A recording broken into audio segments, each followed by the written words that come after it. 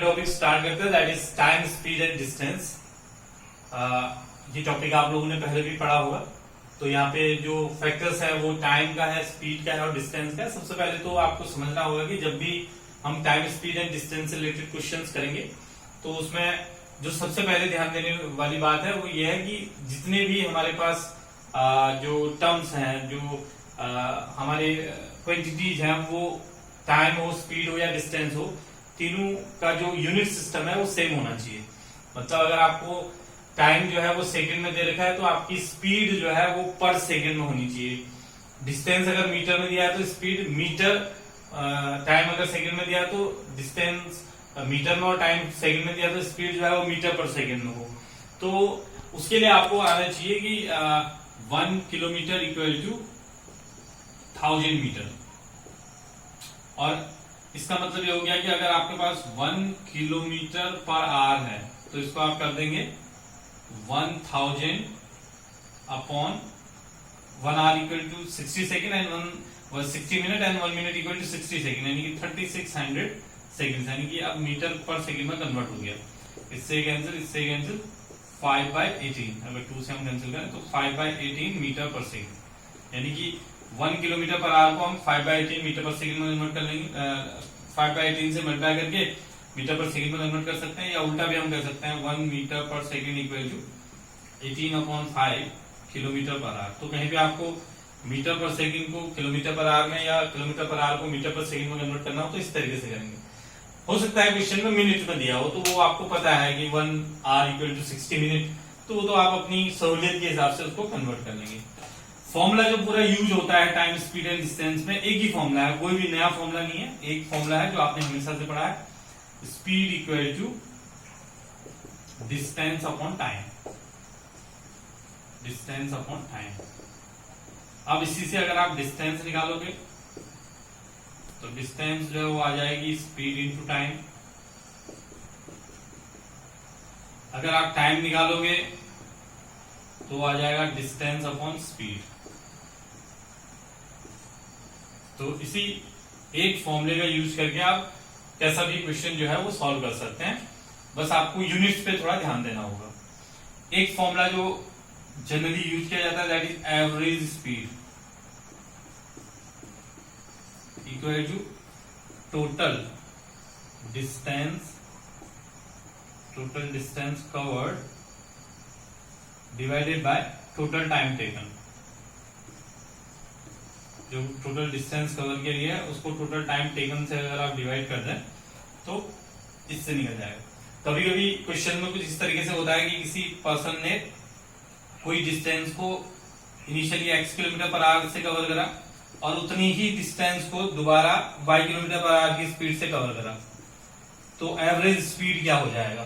तो उसके लिए जो फॉर्मूला बनता है that is 2xy upon x plus y।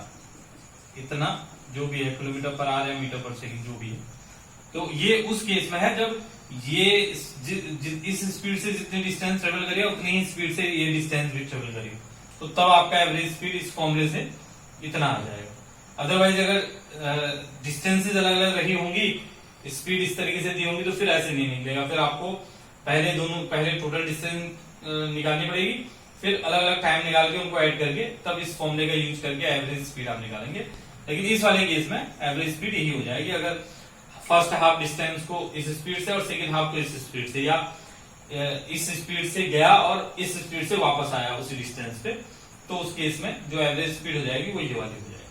तो ऐसे आप ऐसा क्वेश्चन जो है वो सॉल्व कर सकते हैं। कुछ क्वेश्चन ऐसे होते हैं जिनमें आपसे ये कहा जाएगा कि कोई मान लीजिए कि कोई स्टूडेंट या कोई बच्चा जो है वो अपने घर से स्कूल जाता है और पहले दिन जब वो घर से स्कूल जाता है उसकी स्पीड जो है वो x किलोमीटर पर आवर है। इस स्पीड से गया और पहले दिन वो मान लीजिए कि h1 मिनट जो है वो लेट हो गया। नेक्स्ट डे उसने क्या करा, अपनी स्पीड थोड़ा बढ़ा लिया और उसकी स्पीड होगी y किलोमीटर पर आवर, और अगले दिन वो h2 मिनट जल्दी पहुंच गया, यानी कि यहाँ माइनस में था यहाँ प्लस में पहुंच गया। तो उस केस में उसके घर से स्कूल की डिस्टेंस क्या होगी? तो उसके लिए फिर आपको उस क्वेश्चन को सॉल्व करने के लिए समझना होगा पहले कि पहले दिन उसका जो स्पीड है वो x किलोमीटर पर आवर है और उसने जो टाइम दिया है, मान लीजिए जो भी टाइम उसका है, अगर हम ये कहते हैं कि मान लीजिए 30 किलोमीटर पर आवर की स्पीड से गया पहले दिन और 5 मिनट जो है लेट हो गया उसको, यानी कि -5 मिनट हो गया। अगले दिन 40 किलोमीटर पर आवर की स्पीड से गया और 5 मिनट पहले पहुंच गया। तो अब ये बताना है कि उसके घर से स्कूल की डिस्टेंस कितनी है। तो ऐसे केस में जो आप यूज करेंगे, आपको पहले समझना होगा कि जो डिस्टेंस है, अगर मान लेते हैं वो डिस्टेंस x है, तो पहले दिन जो उसने टाइम लिया, पहले दिन का टाइम कितना हो गया x/30। दूसरे दिन जो टाइम उसने लिया वो हो गया x/40।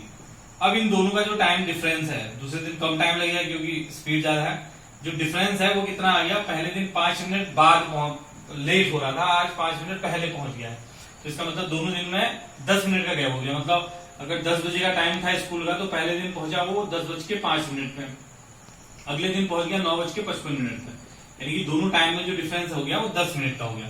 ये मिनट में है, हम आवर में कन्वर्ट करेंगे तो डिवाइडेड बाय 60 कर देंगे। 30 और 40 का एलसीएम 120, ये हो जाएगा 4x - 3x इक्वल टू 1/6। अब ये हो जाएगा x is equal to 1/6 into 120, तो 620, तो x इक्वल टू 20 किलोमीटर, यानी कि उसके घर से जो स्कूल का डिस्टेंस है वो 20 किलोमीटर है। तो अगर वो first day 30 kilometre per our की स्पीड से गया, अब यहाँ पे आपको समझना होगा आपने किया क्या है। एक्चुअली आपने कुछ नहीं करा, दोनों दिन का टाइम निकाला और उनका डिफरेंस निकाल दिया और उस डिफरेंस को इक्वेट कर लिया, उससे आपका क्वेश्चन सॉल्व हो गया। तो ये इस तरीके के क्वेश्चन भी आपको मिल सकते हैं टाइम, स्पीड एंड डिस्टेंस में। तो ऐसे आप उनको सॉल्व करते हैं।